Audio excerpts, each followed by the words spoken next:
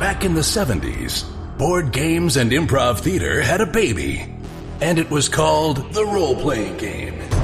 These games allowed a generation of kids to live out their dreams of slaying dragons and saving kingdoms, all while sitting in their bedrooms and basements. Today, gaming has moved into the cultural mainstream, and role-playing games are back with a vengeance. Join us now as 5 of these former kids come out of the basement and onto the internet to experience adventure, mystery, and obscure pop culture references. It's time for Roll for Combat!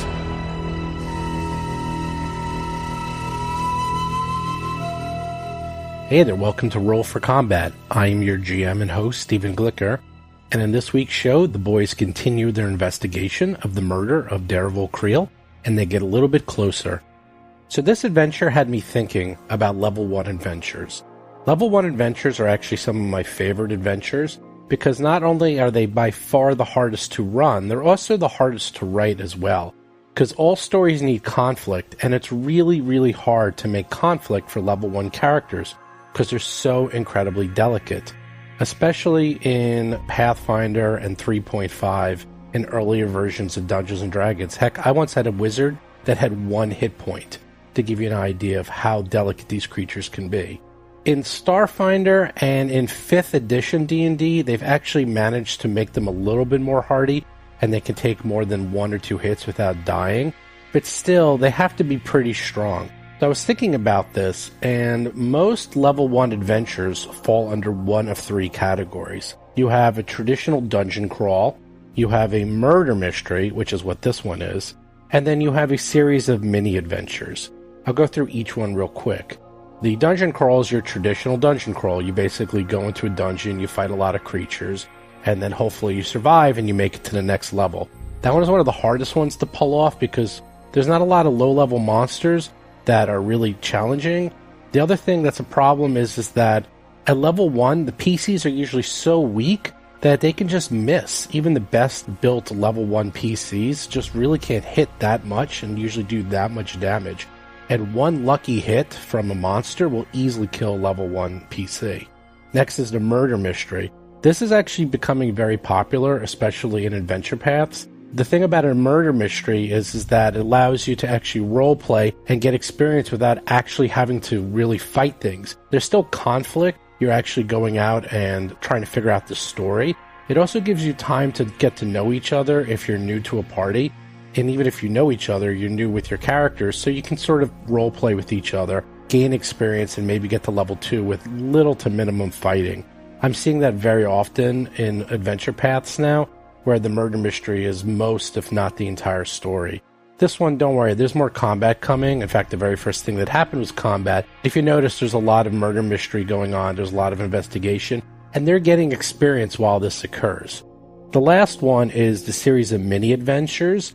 These are very rare in adventure paths. These are more for society play, where you're playing in a convention.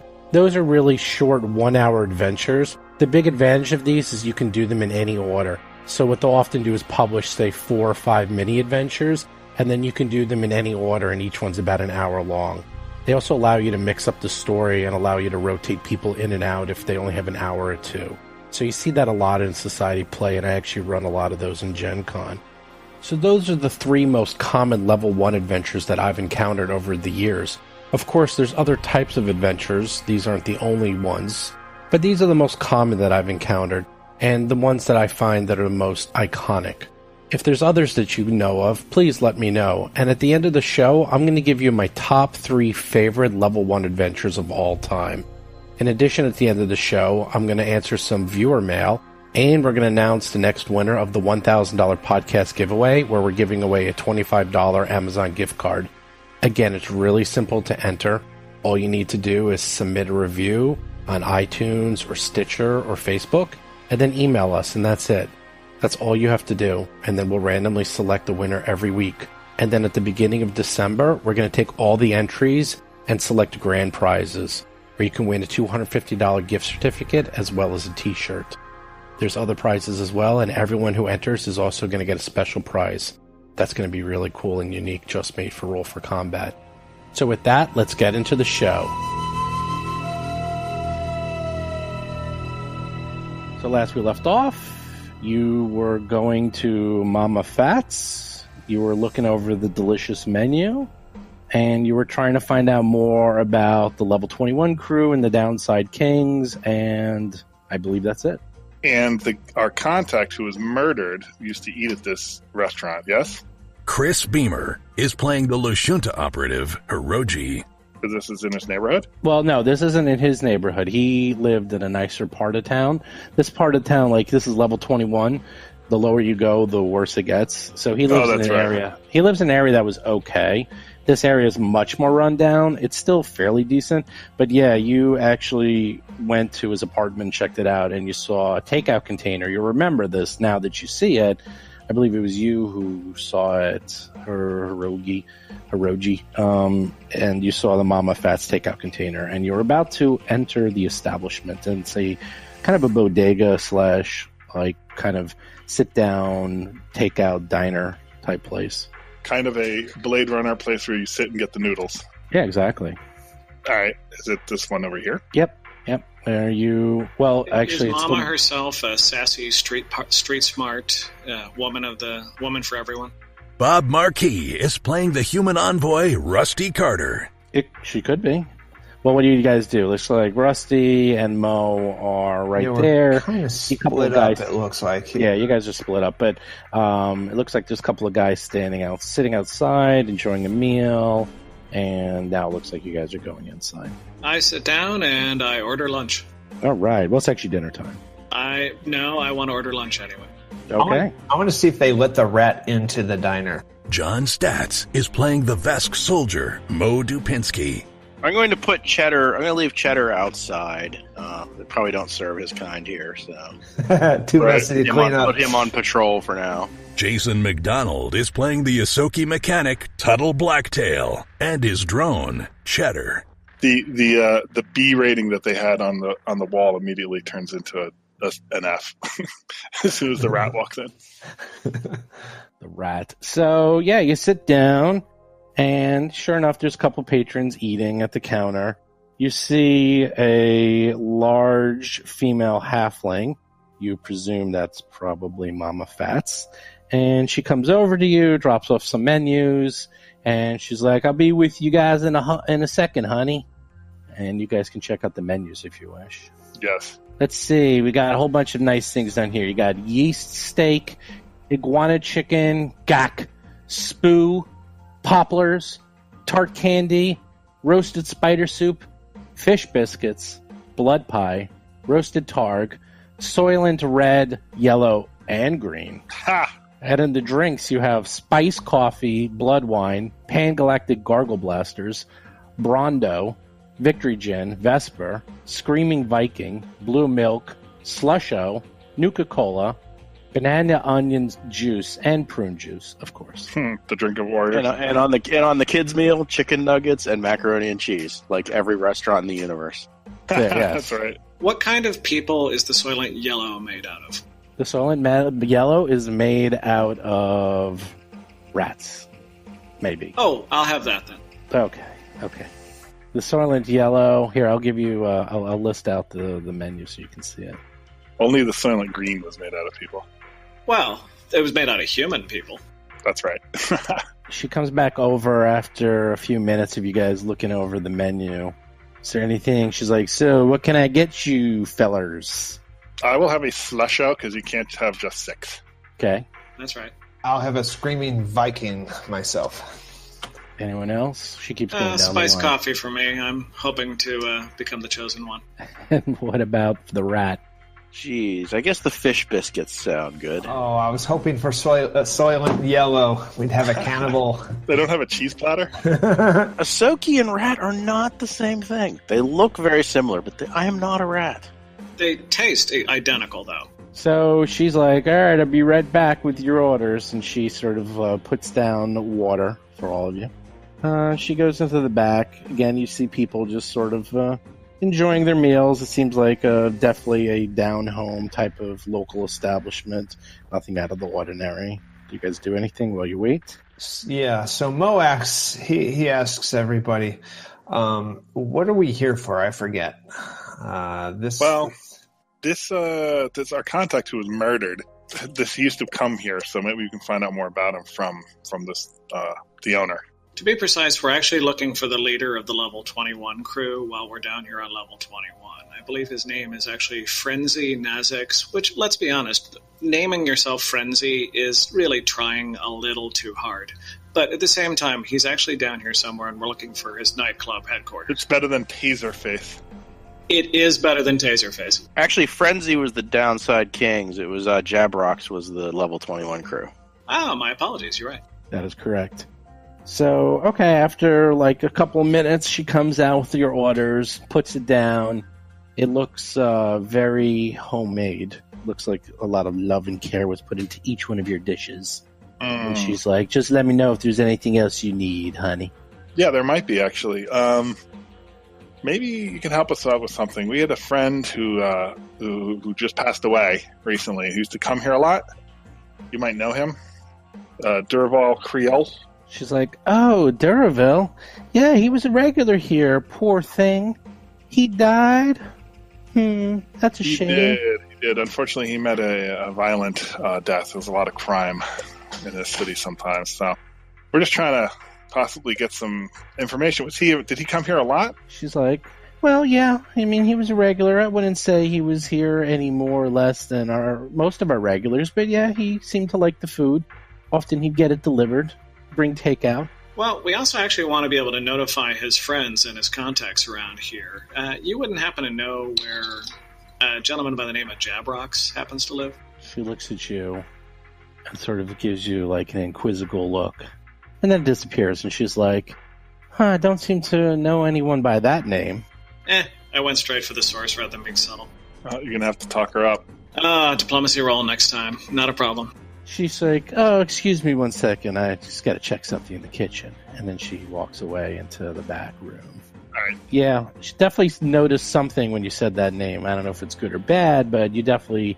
Something sparkled in her eye when you said that. Well, among other things, she said you got delivery a lot. Is there like a delivery person? Could the delivery person maybe be somebody we should be looking for?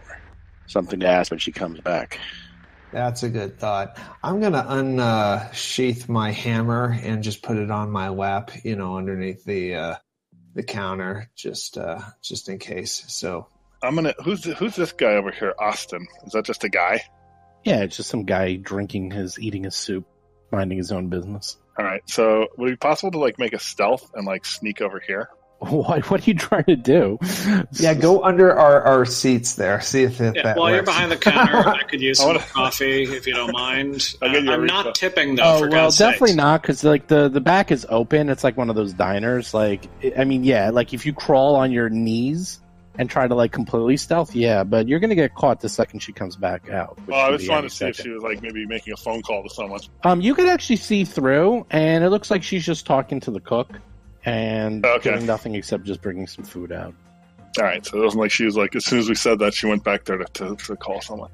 Okay. You don't think so? I mean, who knows? She could be doing it telepathically for all you know. I mean, who knows what weird things they have in their brains in this future. Okay, well, there's really only one move I can do at this point. When she brings my food, I got to do the Blues Brothers bit, whip off my sunglasses and say, hey, baby. Well, she brings some other food to some other patrons, and then she comes back and asks if there's anything else she can do for you, honey. Oh, there's so much you could do for me. Woman like yourself. Don't even get me started. It's a smooth talker. She's like, I don't know, honey. I'm at least 100 years older than you. I can be your great-great-great-grandmother. Oh, it's not the years, it's the mileage, and I've been around, and I'd like to be around you. Whoa, smooth. She's like, I've been around too. You're a baby compared to me. I don't think you could handle me. Well, maybe I couldn't. I can see you're a woman of substance, unlike all the rest of the ones around here. Rusty's rolling 20s on the diplomacy die. She's like, oh, you're sweet, sugar. I'm getting at a 26 diplomacy roll. That's a pretty good diplomacy roll. She says, well, how did you know about Creel? Oh, we go way back. Actually, he's the one who even sent notes to all of us personally to come and visit him, and actually he said he might even have some work for us. I mean, obviously, I assume that that's one of the reasons that, he wanted us to talk to his business partners so that we could actually work together from here on in. Oh, well, in that case, yeah, I mean, Creel, he came in a lot. We were good friends with him. He was tight with the locals, if you know what I mean. I don't know exactly what he did. I know he worked in the mining community and he was pretty outspoken. But he wouldn't happen to, I don't know, have a little of identification on you? Something that showed that you actually knew Creel and his friends? Actually, I probably do. We all do have that message he sent us, right? Well, wait, no, we have something else, though. We have we have his pad. Go. We have his pad. We also have our Pathfinder trainee identification card, right? Didn't we get... The pad could backfire. The pad could be like we stole it from when we killed him, though. Yeah. And Well, I show him the invitation he sent to me to come see him, to start. Oh, but wait, we got something else, too. We have a metal-plated not Downside Kings, a metal-plated 21... card, don't we? Oh, yeah. We do. We have one that's got an ace on one side and a king on the other. Actually, a 10. An ace and or a 10. Ace and a 10. But yeah, we have like 3 of those, actually, don't we? You have one. You have one made out of metal. So let's show her that. Okay. Do you show her that? Yeah, go with that. As soon as you show that to her, she looks at it right away. She holds out her hand. You give it to her? Sure. She holds out her hand. She palms it right away. Suddenly, her happy and joyful demeanor changes to something much more serious. And she looks at you and says, "You were friends of Creel. Be here tomorrow, closing." So, anything else you need, honey? Actually, I'd love a Screaming Viking. 2 a.m. All right, we'll be here tomorrow at 1:59 a.m. She's like, "Sounds good." That's when our best food is often served because we usually give bigger portions to get rid of the extras. Ooh, and I want my 5 other slushos to go, please. Thank you. Okay. You got it. She puts it together sort of like a to-go cup like the Starbucks where you get the whole little tray. Mo is going to take a look around and see if anybody's listening into our conversation. Is that a perception roll? Sure. Yep. Or sense motive. Both will work, actually. Ooh, 7. You notice that you're sitting in a diner having food, and there's some friends with you. That's about it. Yeah. And don't forget the Screaming Viking. That does not go unmissed. She's bringing that. She's bringing out the Screaming Viking right now, and your 5 other slushos. Now, actually, Steve, I'll need a ruling on this one. Can I try and just sort of be friendly to the people around the cantina? The bodega, and just go for a gather information check without specifically asking any questions? Basically, I want rumors or whatever. Yeah, sure, definitely. That's 100%. I mean, for your character, especially because you're an envoy and human, the most populous class on this station. You mean the greatest race in the universe? Well, at least in Absalon Station, maybe. For now. Yes, until the best take over, or the rats rise up. Yes, well, they would come up from the floor, that's true. That's the only where they can go, is up. Yeah, sure, you could just general. I'm sensing some hostility here. Racists around here. No, look, hey, rats are, I'm sure, decent people. That's fine. We all know the Shinto are the superior race. You say it, but I don't sense that that's very sincere. My first diplomacy was a 10. Not very good for my gathering information. Yeah, you don't really gather any information. You gather information is that this food is actually pretty good. And as you're eating it, I presume you're eating it, and it is surprisingly pretty good. It's definitely a little bit more greasy than you would expect, but definitely some of the best Soylent. What did you have, red? Green? I had yellow. Yellow. Definitely some of the best Soylent yellow you've had in quite some time. And the drinks are surprisingly strong. All right, asking around is my thing. All you guys. All right, well, I think we should just basically call it a night and then come back here. Wait, what time is it now? Does she want us to come here at closing time today? No, you have a full day. You're gonna have a full day. It's closing time tomorrow, so it's basically dinner time. So you'll have one day to kind of do whatever you want. You'll also get all healed up, which of course I know you'll like. So, I mean, she's our best lead at this point. I'm thinking we should just go back to the hotel. all right. So you guys can pay the bill. Oh, wait, we have to pay? Oh yeah, it's not free. Right. It's not that much. I mean, it's like it comes out to like between the three of you guys, it's like 4 of you guys. It's like 12 credits. It's not that much. I recall the Vesk offered to pay, so thanks, John. Yeah, I gotta go to the bathroom right now.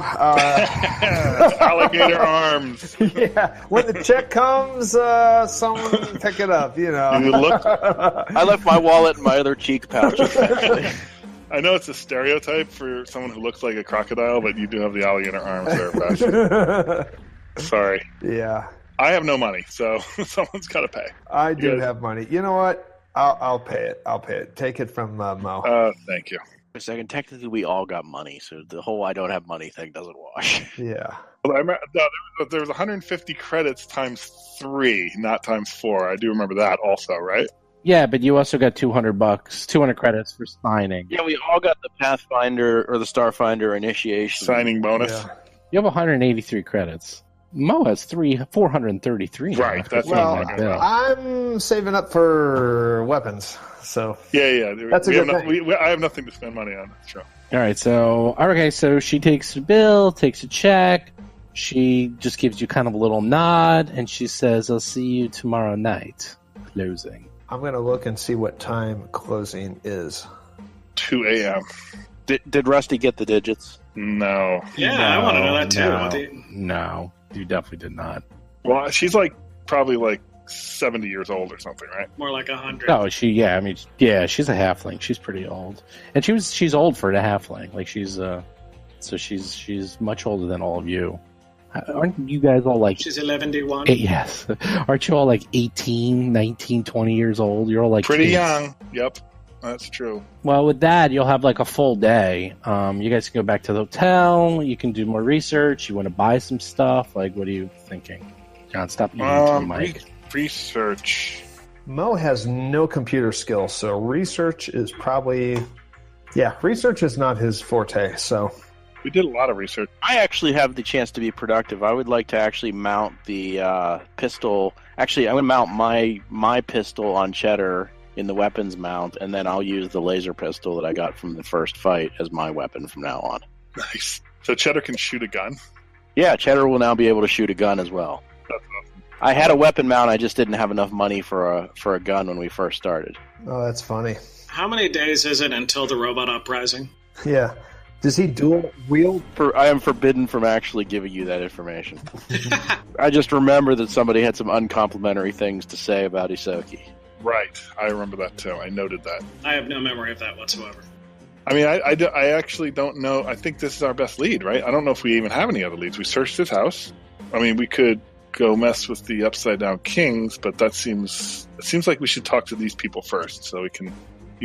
we could go to the Downside Kings nightclub, which is called the Fusion Queen, and just have some drinks and look around. It's going to be fine. Mo is buying. Sounds like trouble. No. That sounds like trouble to me. The sun is setting Mo on has like Mo's 350 credits. Don't spree. worry about it. He's fine. We might not want to go into what feels like enemy territory until we have more information. Yeah. There's an argument going in before we've done anything means they literally won't have any idea who we are. Except the firefight in the public square that we kind of turned the tide. Yeah, their guys died, right? No witnesses. Yeah. Someone might have gotten away. I don't recall, though. Yeah, they're stationed security cameras. I don't know how secure this place is. It was on Instagram. Well, yeah. YouTube. And Mo posted on Facebook, his first few kills, in the hub, so... And I really wish you guys hadn't added me to check in. Mo is happy going back to the suite and was just killing Downside Kings at Absalom Station. Frankly, I like the idea of we're just waiting to the... we paid for the suites, I might as well enjoy them and come back here at closing time. I'm actually digging through the rules to figure out how long it takes to modify my drone. I think it's 1 hour. Okay. So wait, are you going to put the tactical pistol on your drone, and then you are going to use the laser pistol? Yeah, the semi-auto is going to go on Cheddar because it's shorter range. So I'm going to have him get up and close and personal, and I can sit there with the pistol that has the 80-foot range and just pew, pew, pew away. Yeah, so he can like charge up and fire as he's charging up, and then when he gets close enough, you can beat him with a pipe. Right? It's a thing. It's a thing of beauty. Does he have a pipe also? He's got both, right? Yes, he's got. Well, it's a club, but yes, he's basically got a big pipe to hit people with. Wow. Until he gets something more sophisticated. Is his source of light a torch? It's awesome. He's got a lead pipe. He's even more gangster than Mo, possibly. Yeah. If he's not dual wield, I don't know. Let me know if you need another laser pistol. Well, actually, that's the weird thing with Starfinder. Everyone's kind of dual wield because you can have weapons in both hands and you can attack with both. It's just a -4 to each attack. That's all there is. And there is a feat that make like -2 instead of -4, something like that. Yeah, I mean, it's very different. Like, you don't have to go crazy to dual wield. You just do it. And then if you want to attack twice, you just attack twice. But just to clarify, John, Cheddar, the drones, the weapon mounts are ranged weapon mount or melee weapon mount. And Cheddar has one of each. So I can't dual wield pistols. That's awesome, though. I like that a lot. Well, I can modify my drone, so theoretically down the road I could actually put 2 pistols on them down the road. But for now, I got 1 melee and one ranged. Like the operative, they get special. They could do like 3-4 attacks, and I think the soldier can too. Like there's a couple, but basically everyone starts off with either 1 attack or 2 attacks and -4, and that's it. And then there's ways to modify it, but it's not like the old days where you have to be specially trained to do two weapon fighting, things like that. All right, so I'm going to keep you guys here. And what do you want to do with your free time? If you say you go back to your room, you still have some time. I put the tactical pistol on Cheddar for you. I gave you the laser pistol, Tuttle. So do you want to do anything during the day? You have some credits if you want to go shopping. If you guys are looking to change weapons or upgrade or modify your armor, things like that. I might want to go pick up a spare battery for the pistol. I mean, I realize we can charge the battery at the hotel, but just in case we get into an extended skirmish where I can't charge the battery, I would probably want to buy another battery. Yeah, sure. There's like vending machines everywhere. That's like nothing to get another battery. I do not want to spend any money, I don't think. No, I'm not shopping. I'm fine with the attitude of a little bit of a fast forward of tomorrow we hang out and then we go at the end of business to meet her. Yeah, I have no problem with that. I just wanted to see if you wanted to do anything. Actually, like I gather do want information or space Google or any of that stuff. Where do I have my money on this sheet? I can tell you what you have. You have, hold on, I'll give you a breakdown. So Tuttle, 384 credits, Mo is 433, Rusty is 377, Oroji has 183 credits. Mm-hmm. How much is I want to buy a healing serum Mark 1, another one. 50, they're cheap. Actually, I'm going to buy 2 of those. Okay. So I'm down to 83. Mo is going to get a couple of those too. Those are good to have. Yeah, that sounds like a good thing to have. All right, so Hiroji buys 2. How many does Mo buy? He's buying 2, so now his total is 333, which is perfect. Although anybody looking through my pockets and looking at 333 credits, they might suspect him to be a demon, so... Well, half a one. You have that. The extra battery, are you buying that, Tuttle? Yeah, I'll take the extra battery. And you know what, I'll take a healing serum too. I mean, I don't expect to be on the front lines as much, but it's certainly not a bad idea to have some. Yeah. After I got roughed up last time and set on fire, I'm like, yeah, I don't want that to happen again anytime soon. Anything for Rusty? Nope, I am spending no money. Whitening strips for his teeth. Are you saving your money? They're already perfectly What are you white. saving your money up for? Are you trying to get another construct? Are you trying to make a robot army? He's got a hidden agenda. He definitely does. No, I don't know what you're talking about. I'm a frugal man. I'm not showy. I want to hold on to my money and build for a better future. That's all. Right, and when Mo watches him die, he's going to loot all that money. So... Oh, I am password protecting all of my credit sticks so that they're unusable after my death. Computer hackers. That's we have two very good hackers here. Wow. Where's the trust? Where's the trust? It's cute that you think that'll protect you. Yeah. You can't even use this excuse of saving for a rainy day since it never rains on Epsilon Station. I'm saving it for a better future. You know, I'm a peaceful man. I'm really hoping after adventuring to meet a nice person and settle down. Maybe on a farm somewhere. I am collecting donations for a La Cinta orphanage fund. That's so funny. I also contribute to an orphanage. Huh. Excellent. All right, so if you guys want to fast forward, if you're done buying your stuff, which you can, they're literally everywhere. It's no problem. You can fast forward and come here at a little before 2 a.m. Yep. Excellent. Okay, so you come back to Mama Fats. As you said before, it's a little bit before 2. Seems to be like a couple of stragglers left, but they're all paying their checks and leaving. And what do? I think we walk in, yeah? Walk in and say, "Hey, Mama, what's the late night special?" So she sees you all and says, nice of you to come. Here's your takeout order. And she gives you a couple of bags of takeout. And she says, the address is on the slip in case you forget where you live. And she's like, don't worry, it's already been taken care of. I'll see you later. Oh, thank you. Thank you very much. We can deliver. We can make a delivery. Now, I'm going to ask where the address is, but I also want to make sure, do we all have the same address on ours? Or is she sending us off on side missions? You all have it's only one address on the bags of food. All right, let's go there. I expect a big tip. So the address is actually in a sort of an odd location. It's actually in the park side, which is one of the nicest parts of the station. And it seems like the address is specifying a bench and a fountain area in one of the parks. You actually are familiar with where this is, or you can find out. And it's about 30 minutes away by public transportation. Interesting. All right, let's do it. All right, so do you guys go to the park? Yes, we do. Yes. Before we go there, Mo wants to look into the bag and find out what's in the bag. You look in the bag, and it appears to be food. Unless you, dig into it and open up every container. And you do hear a strange ticking noise, but it's not boring. I'm going to smell to see if there's anything unusual about it. And my perception is a 12. So just to check, what is the level of your lizard smelling ability?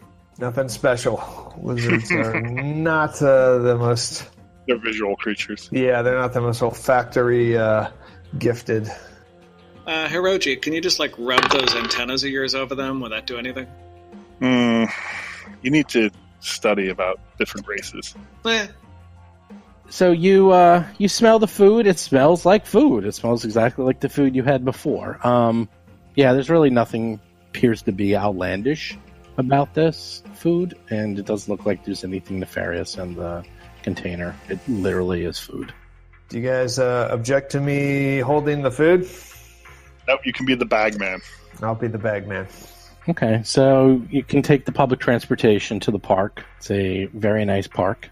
This is the rich area. Very public. As you can imagine, there's trees and fountains. It's little furry animals running around. It's lovely. It's a lovely part of the station. Excellent. Quite different from everything else. And sure enough, you see the bench, which is referenced to in the address. And you see a male Yusoki rat. Yusoki. It's just habit. Sitting there, sort of just feeding the small animals, not paying any attention. And from what you can tell, it just appears to be who ordered the food. And I'm looking at the picture of this guy, and as far as I can tell, he's cyborg Hermann Goering rat. Looks like a chihuahua more than a rat. He does look to have implants. Yeah, he has one normal eye, which is red, and then he has one cyborg eye, which is also red. And yeah, he sort of looks like a chipmunk more than a traditional Yusoki. But he's just sitting there feeding the smaller animals. A rat feeding the pigeons. How ironic. Wow. Yeah. If you boys want to split up, I don't know if you want to. I'm going to walk this over to him. No, I think we're spread out. I think I we should all go together, along. yeah. A friendly face might help. I think we're invited. I think we're good. Yeah. All right. If we go we have bodyguards in the background, that might make them nervous too. Right. Well, if that's with that said, Mo's going to walk over to Jabraxis. Okay, you walk over.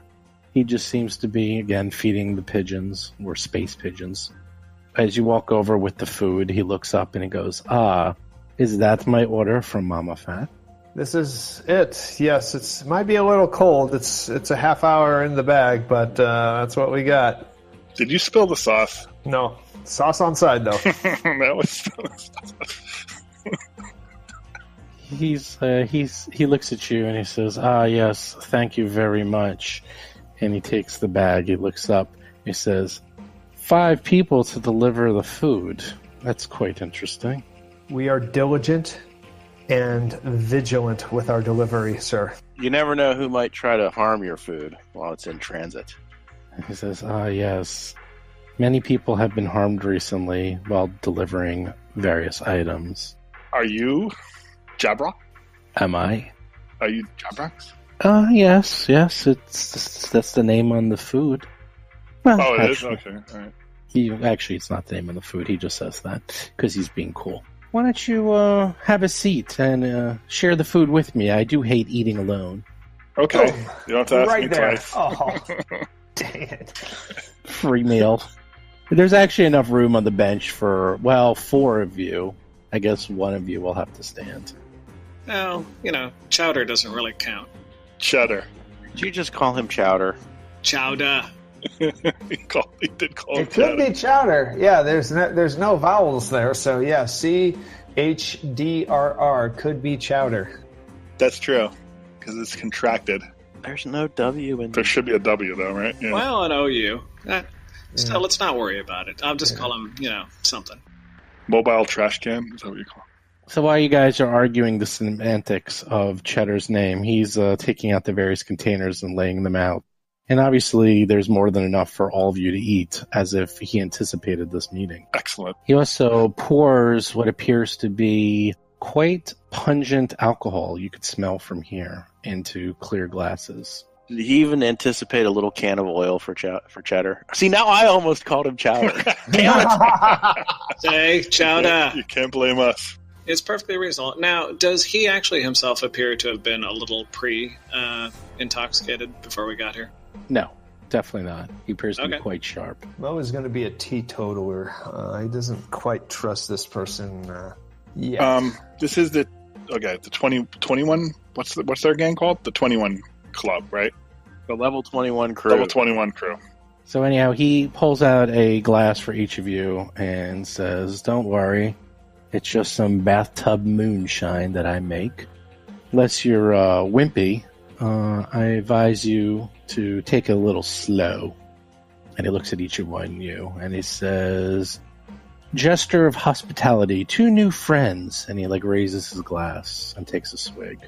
Cheers. And I take it in one shot. What are you doing, Mo? Are you going to be teetotaler? Yeah, he's going to fake sip some. He's actually not going to ingest any. He's going to fake it. Okay, what about Tuttle and Rusty?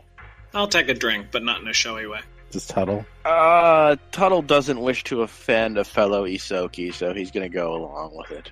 Okay, so you all take the shot. Sure enough, you don't have to do any fortitude saves, but close. It's definitely strong moonshine, and it just tastes like paint thinner. With a little bit of a tang of citrus, if you will.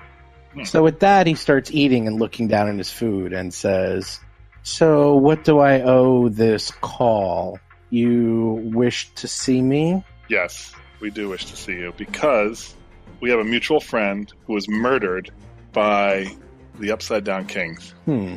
And we also have mutual friends who are not particularly well disposed towards astral extradition. Oh god, I'm going to get this wrong forever. Astral extractions. So who wants to do diplomacy? I'll Rusty default does, roll. and I will assist. How about that? Can you assist? Do you have a point? Actually, I don't have a point, so I can't assist. Do any of you have the personality of a 5-year-old? I have more than a 10 charisma, so yeah. All right. I have some. I could roll it untrained. All right. I am being friendly to this man. I'm making a diplomacy check. I think I can assist untrained, though, right? Because it's not a trained skill thing. It doesn't say trained only. Steve? Yeah, if it's not trained, then you can do it. Sure. I got a +2. If you could all assist me, then great. Tuttle's life mission is to offend people, so no. And Vesk just aren't very nice. Okay, cool. So that's actually doesn't seem to be doing my pluses correctly, because I get a +1 to every skill. And a +1 for charisma. Your roll made us all look bad. It don't matter. Your roll of a It's not 3 it don't matter. made Your our roll- diplomatic efforts. Yeah, you got a 5. poorly. Yeah. You had a 5, so. Right, that's fine. So So there we my go. roll of a 24, Wow. that was a little more what we were looking for. Nice. Rusty with the silver tongue. And yet, he's going to try and ignore the fact that you just threw a drink in his face. I know. It's like, Yeah, I think you got the Larry David assist there. Yes. You're starting to talk, and then you start coughing. You're like, Yeah, let me... like, God, what is this crap I just drank? Oh.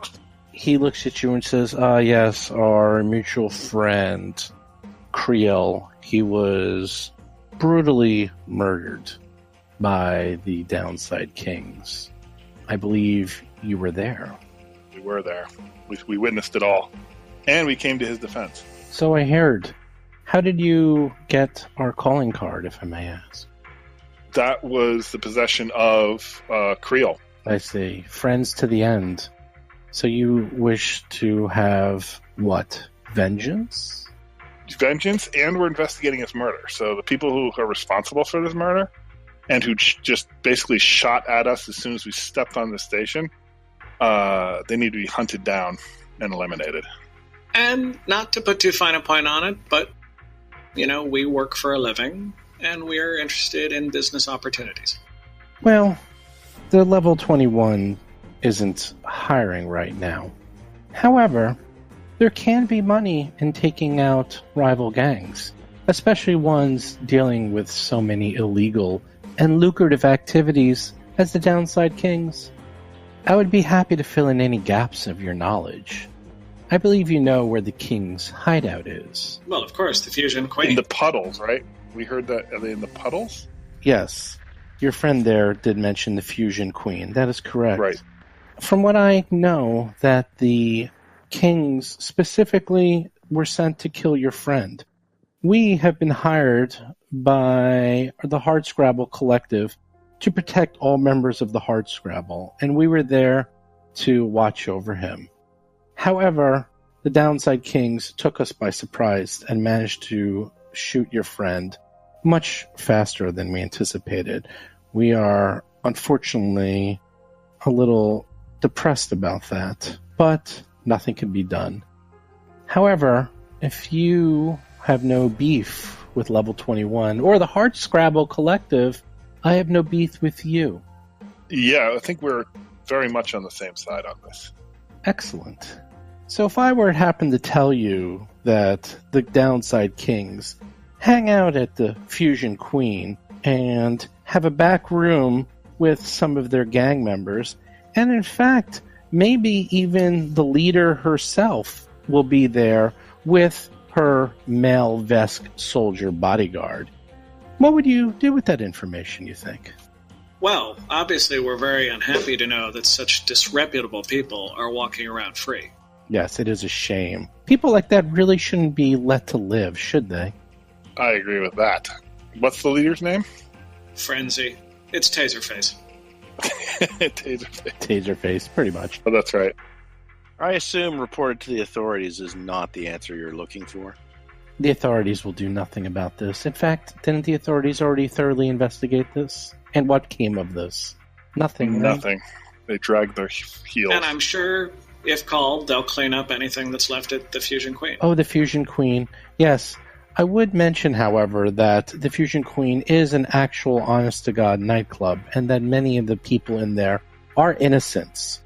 I would not suggest you harm any of them, as they have nothing to do with this, and most people don't even know about the gang headquarters at the Fusion Queen. So be careful and selective in who you decide to discipline. So you're saying no to our committing a terrorist act on the nightclub. Okay. So don't just fling open the door and chuck grenades in. Got Because it. that's what I was thinking. No, good tip. That's good to know. I would also mention that Hatchbuster, the bodyguard, is no slouch. We have often thought about visiting the kings ourselves, but he is quite formidable. I would strongly suggest you come prepared. Excellent. So we have your blessing in this matter. As long as you don't bring any level 21 crew into this, or mention us in any way, shape, or form, or the collective, we have nothing to say about this. If captured, the director will disavow any knowledge of the operation. Now, in terms of how happy you would be to hear that we're successful. Oh, we would be pretty happy, but I believe the Hard Scrabble Collective would be quite happy and probably want to meet you afterwards. Has a price ever been established for this happiness? Yes, as I said before, the gear in their headquarters is probably worth quite a pretty penny. I'm sure if it went and disappeared, I'm sure no one would notice. Okay, I'm not quite sure what that. Yeah, I don't know. Right. What's that mean? That means no pay, and you get to keep what you kill. Yeah, you can't. We need a price on happiness, is what we need. Yeah, the price is zero. Apparently, happiness is its own reward. All right. Yeah. Well, I'm sorry. With the Starfinder Society, now this group, apparently people here aren't big about the whole pay-to-play thing. That's right. Well, you have to earn it. Like you're actually, who are you? You know, you're kind of small potatoes, Rusty. I'm sorry. I'm a little hurt. Yeah. You know, you got to earn your reputation. And in fact, the only thing that matters is the hunt. I say we hunt them down and eliminate them. It should be fun. Here's a question. And I'm asking this of our new friend, Jabexa. Is there an after hours at the club when they're still around, when there are not crowds of innocent people? Unfortunately, the club is nearly 24/7. It's probably least crowded at the late hours, 4 or 5 in the morning. And that's also probably a good time to actually find some of the leadership crew there. During the morning hours, I would say they're not there, but that's something else, is that you should make sure that the people you wish to visit are actually at the club, because it would be a shame if you visited and did all this hard work for no effort, no reward. It's the hour that the vacuum cleaners come out to clean up the casino, right? I've been in the casino at that hour. It's such a creepy time. Many, many times. Yes. Isn't 4 or 5 in the morning in like about an hour? That is true. That is true. You are quite knowledgeable about time, good sir. In spite of his best efforts, Rusty can't help but feel kind of proud at the compliment. He says, yes, tonight would probably be an excellent night if you wish to pay them a visit. All right. Sounds good. We'll be back in a jiffy. We'll be back for our reward. Okay, go to a public place, commit mass murder, kill some people we don't know, then come back. Okay, cool. Got it. Do you actually say that out loud? Mumbling under my breath. He may not have heard. He actually looks, maybe hears you or knows your hesitance. He says, if it makes you feel any better, there's no love lost between, well, pretty much everyone and the kings. Taking them out would be a great service to all good folk in Absalon Station. Yeah, they're big bullies. So you're saying the argument is, yes, but they're all bad. Well, you know, sometimes you have to take out the trash to clean up the station. Alrighty. Sounds good. We have the location, we have the address and everything, right? Yes. I say we go there. And on the way there, I want to discuss a tactics thing. I'm thinking we sort of stagger in, you know, like don't go in as one group and just sort of, you know, pick different spots inside the place. And then, because we do need to confirm that they're there, I'm pretty stealthy. I can maybe sneak around and check out in the back and see if they're actually are there. And if they are, then we can follow up on that. Also, just as a logistical question, how normal or abnormal would it be to like bring my drone into a club? Do I have to leave him outside, or? It won't be that abnormal, because mechanics do bring their drones around. I will say bringing your drone with weapons is sometimes frowned upon. It depends upon the location. Like, obviously, if you were going to, like, a sporting event, you couldn't be bringing your firearms. Like, even you bringing firearms into this park is a little iffy. Think of Absalon Station kind of like Firefly, that type of level. Like everyone's kind of walking around with weapons. It's a little bit Wild Westy. There's obviously some places where you can't really do that. So that's kind of the best way to, So if I park them inside the door for a little bit, it probably wouldn't attract too much attention or something. Or put them right outside. It would probably be the equivalent if you leave them right outside or you leave Tying up my horse. Yeah, pretty much. But do they make us check our weapons at the door? You're gonna find out. That's a thing. And by the way, guys, have you heard this one? Lashunta, a Yusoki, and a Vesk walk into a bar, and the bartender says, "Hey, is this some kind of joke?" I've heard it. That was good. Okay, so yeah, you know where this club is. It's in the lower levels of Absalon Station and deep inside the Downside King's territory. It's open, as you said before, all hours, day or night. It's about 2:45 in the morning right now. Probably be there by about 3:30 if you leave now. It's up to you what you guys want to do. Let's go for it. Yeah, let's do that. And I like the plan of going in as the most physically threatening character or person. I'm gonna come in last and let you guys do all your. I don't have any sneaking or intel gathering abilities, so I'll bring in the. Yeah, hammer. You'll be the anchor man. I'll bring in the hammer, and then that's when Well, and that's actually, I think that's effective visually, but also, how would you feel about if we just treated you like our henchman or lackey? He doesn't like that. I mean, like all the time. Yeah, well, that will just precipitate the melee, basically. So, All right. Whenever you want combat, just initiate. Roll for combat. So we'll stick a pin in that. Okay, cool. Right. So if everyone's okay with the staggering in plan, I'll go first. Okay. So you get up to the nightclub. You see some neon lights brightening the otherwise dingy space station corridor here, advertising the main entrance to the Fusion Queen. There appears to be the club's logo, a stylized crown as a variant of the Downside King's symbol, which you know because you have one of their patches. Mm-hmm. There's also a very large sign that says "No weapons allowed" right by the door. You see two guards that are standing there, give you the stink eye, Hiroji. So what are you going to do? Oh, I wanted to come in for a drink. They look at you and they say, "No weapons allowed." All right, I guess I got to go home and put them back in my apartment. I'll be back. You can't check your weapons at the door, or no? These two human women, look pretty nasty and pretty mean.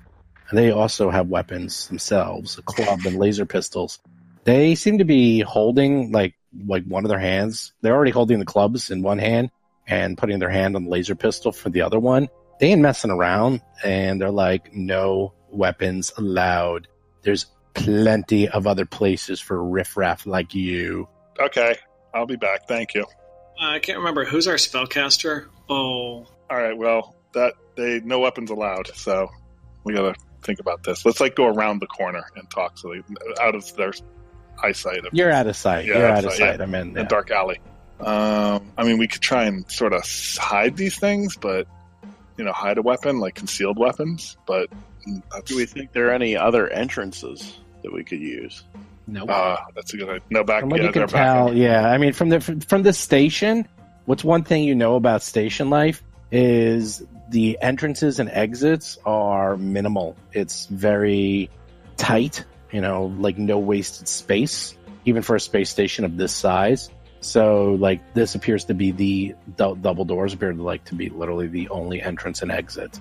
And from what you know, the garbage, it's like New York City. The garbage is put outside. It's not like they even have a back alley for garbage, It's just the way it is.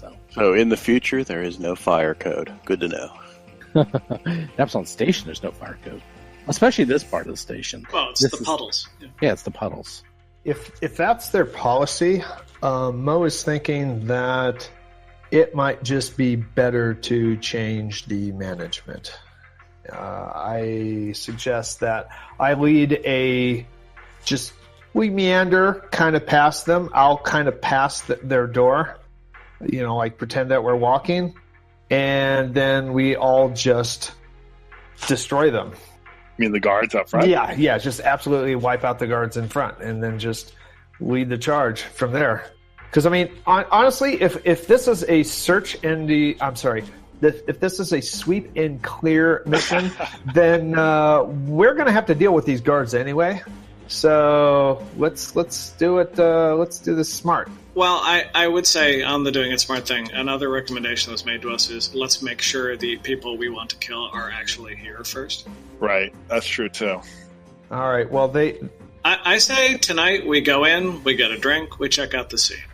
Tomorrow we go in and perhaps some other things will happen. Well, we don't need to wait 24 hours for that. I mean, we send in we send in Hiroji, and he scopes the place, comes out 10 minutes later. We have an idea whether or not they're in there and what the layout is. Right. So, like, here, hold my weapon. Yeah. Because I'm not going to just leave my weapons on the ground somewhere. So you can hold my weapons, then I can go and do a quick reconnaissance and come back out quickly. I won't take a lot of time. Yeah, 20. Okay, yeah. But I'm going to ask you to look for whether or not like a frontal assault is just guaranteed to lead to like mass panic and crowds and people. Yeah, I'll note killing each other. the number of guards and whatnot. And Do you have a communicator? And can I you do. You leave your comms open. Yeah, leave your comms open. Yeah, exactly. I have an Apple Watch. Well, this is also late hours. You have an iStar? Yeah. These are off hours, so it probably won't be very crowded. So that's why we're going this time. So club at 3 a.m? Eh? I like this plan because Hiroji takes all the risk. Yeah, I'm taking a big risk, but that part works. I already had a big shot, so I'm feeling emboldened from that whatever that was, bathtub gin, moonshine, Flask of the Seven Winds. Yeah. Exactly. Six demon bag. 6 demon bag. All right, so yeah, I say, actually, I think I might trust Tuttle the most. Here, Tuttle, can you hold on to my weapons? And I'm going to go in. I'll be right back. Very well. Just don't put them in your mouth pouch. I thought about it just to annoy you. One of them's a grenade. I don't think you want to do that. All right, so... Saliva. Hello again. I'm back. They look at you and they say, Disarmed. No weapons. No weapons. You can search. They do. They ask you. They frisk you. Yeah, definitely. They both frisk you. One of them is holding a club ready to bash your head in. These are definitely not the most friendly of people. They frisk you, and you have no weapons. Nope. And they do quite a thorough frisking. Oh, nice. And they say, normally we only let the dapper and those that seem like they belong at this club. But we'll make an exception for you. Thank you very much. I do appreciate that. She steps aside and you can walk into the club. I'm very thirsty. Do you go into the club? Are there 2 guards or 1? 2 guards. 2 female guards. Yeah, 2 female guards. As you open the doors, you realize that this will be to be continued. No! I want to go in now! Nope. You have to wait. That's good cliffhanger. So we'll pick this up next week. Sounds good. Hey, it's Steve again. Welcome to the end of the show. Hope you enjoyed that episode. I got a whole bunch of things to go over, so let's get right into it. First up, I have a question from a viewer, or listener, should I say. If you have any questions, feel free to write us at contact@rollforcombat.com, or you can message us on Facebook or talk to us on Discord. There's a 100% chance we'll answer your question, and I say a 98% chance we'll read it on the air, especially if it's relevant to the show or Starfinder in general. The question is from Rob, and he asked basically what a take 20 or a take 10 means. So that is shorthand for instead of rolling a die, you take a 10 or take a 20.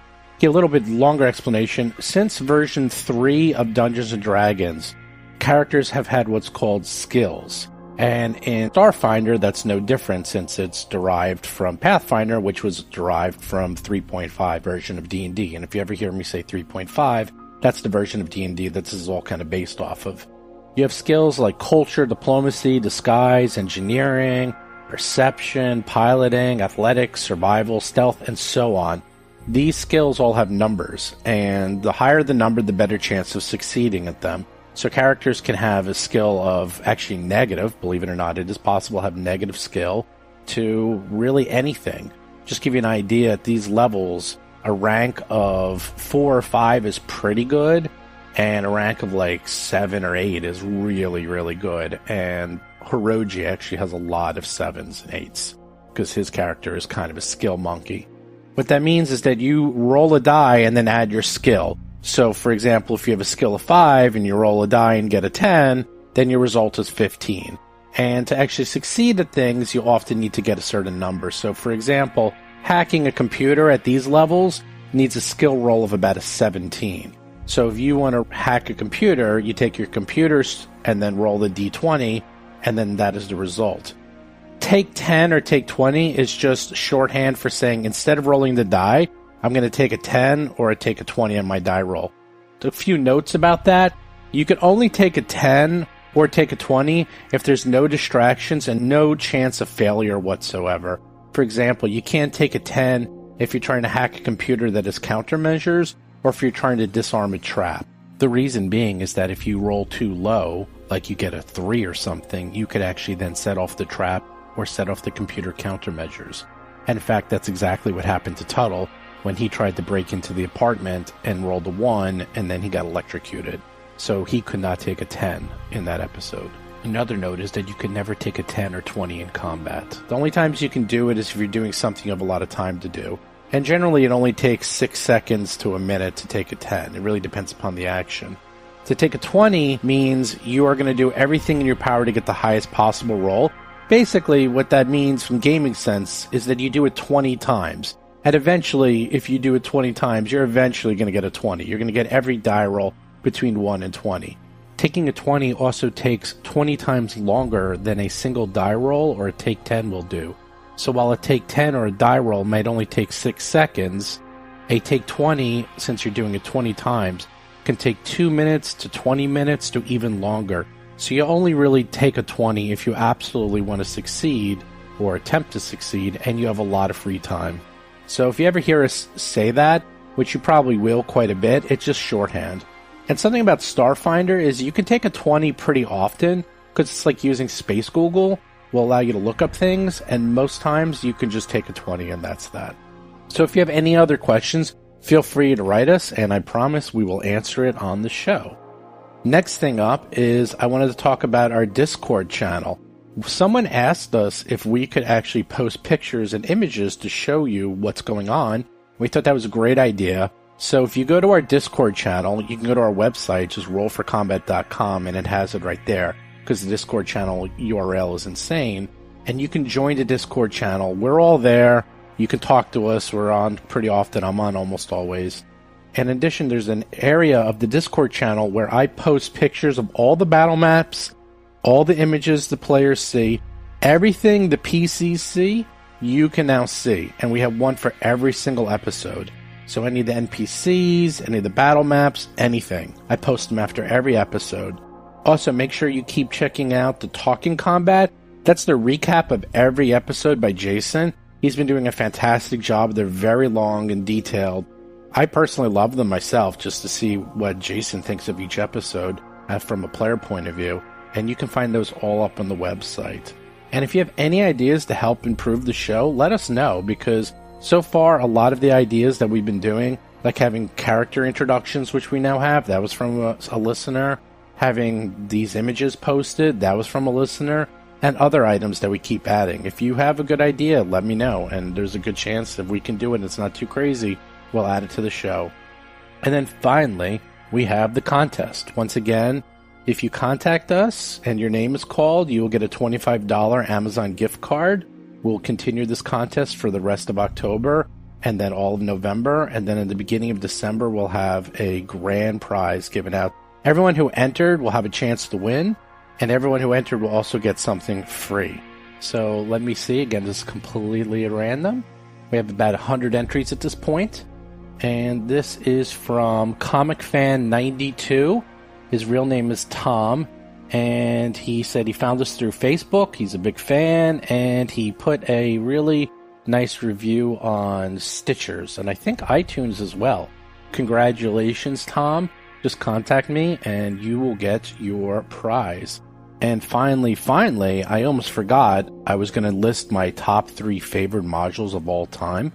I almost forgot about that. So once again, here's what I found as my top 3 level 1 modules of all time. So of all the adventures, I'd say level 1 and level 2 are by far my favorites, which made me think real quick, if any of you are interested in reading some of these, I would strongly recommend checking them out and just seeing how they're written. It's really fascinating to see how these things are constructed and what the authors were thinking when they built them. With that, I was thinking, what are my top 3 favorite level 1 adventures? So I've read hundreds and hundreds of adventures. I have multiple bookshelves filled with Pathfinder, Dungeons & Dragons, 3.5, 4th edition, you name it. I have hundreds and hundreds of modules, hundreds of role-playing books. And I read a lot of adventures just because I like to see how they're written. To me, it's like reading a book. And in fact, when Dungeon Magazine was canceled, I almost cried because I love that magazine to death. I'd say my 3rd favorite adventure for low-level characters was Idols of the Rat King. It's a Dungeon Crawl Classics adventure from 2003 by Goodman Games. That actually was the very first Dungeon Crawl Classic they ever came out with. There are these old school adventures that look like first edition Dungeons & Dragons, but they were written for 3.5. I actually love all of the Dungeon Crawl Classic adventures by Goodman Games. I think all of them are really good. This one is excellent. It's a dungeon crawl. It's got a nice mixture of low-level to high-level monsters. There's a very real chance of death. And in fact, there's some traps in there that are way over the characters' levels. And it's great. My 2nd favorite one is Crypt of the Everflame, which was the very first module ever released for Pathfinder. It's out of print, but you could easily download the PDF. That is also another dungeon crawl. It's really fun. It's very tight, and there's actually a cool backstory. It's a lot of fun. I'm not going to ruin it if you haven't read it before, but if you're interested, I would definitely get it. But by far, without a doubt, my favorite level 1 adventure and one of my favorite adventures of all time, period, end of story, is The Whispering Cairn by Erik Mona himself. My favorite adventure path of all time, without a doubt, is The Age of Worms. That thing is absolutely fantastic. It was the 2nd adventure path ever made in Dungeon Magazine, and it's got some of the best adventures ever written. You have Erik Mona, Mike Merles, Sean K. Reynolds, Jason Bowman, Richard Pett. He wrote 2 adventures, and he's my favorite author of all time. Greg A. Vaughn, James Jacobs. It's unbelievable. This is like a who's who of adventure writers, and they each wrote adventures for this. And Pett wrote 2, and everything he writes is great. This adventure is incredible. It is a level 1 adventure, level 1 to level 2. It has a fantastic backstory, and it is easily one of the greatest dungeons I've ever seen. This dungeon is fantastic. I love it. I sometimes just read it for fun. It's one of the greatest adventure paths ever written. You can still find people are still converting it to this day for Pathfinder. It is absolutely fantastic. If you have the chance to run it or to play it, I strongly recommend it. It's a very long adventure path. It's 12 modules as opposed to the standard 6, but it is well worth it. Anyhow, I'm blabbing on here. If any of you are interested in knowing more about modules and D&D and Pathfinder and so forth, feel free to hit me up with any questions you might have. Please follow us on Facebook and give us a like, and follow us on Twitter. And if you want to chat with us, come to Discord. There's no shortage of ways to get in touch with us. And a real quick note, we have some amazing people coming on the show in a couple weeks.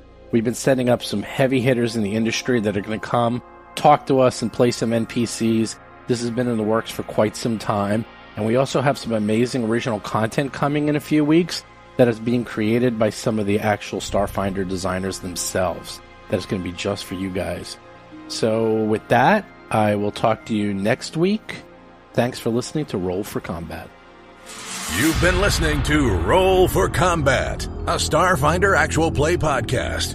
If you have a question or comment for the show, please visit us at rollforcombat.com or drop us a line at contact@rollforcombat.com. You can also find us on Twitter, Facebook, Discord, and other social media platforms.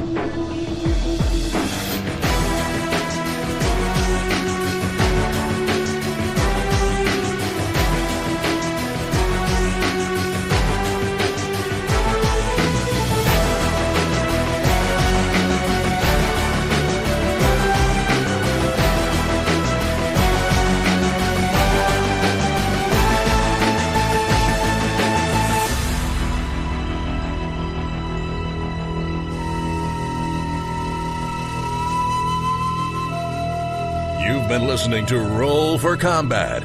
Until next week, always remember to attack the darkness.